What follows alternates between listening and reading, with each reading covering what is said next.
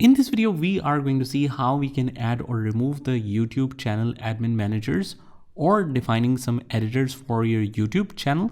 So basically the owner can do all of that changes. So just make sure that you are connected as an owner account.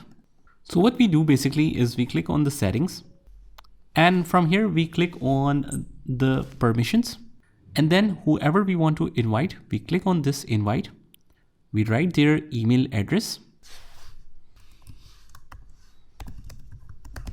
I'm just writing an example. And then we can define either we want to invite them as a manager, editor, subtitle editor, viewer, or editor limited.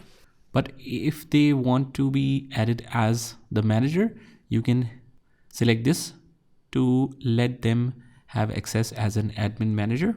And after that, you hit done. Whenever they confirm the invite, then they can be added here as an admin manager. So as you can see, pending invitation. And after that, you just save it. And you might need to verify your account again to make sure you are making these changes. Click on next. Just quickly enter your password and so on, click on next, and then you should be good to go.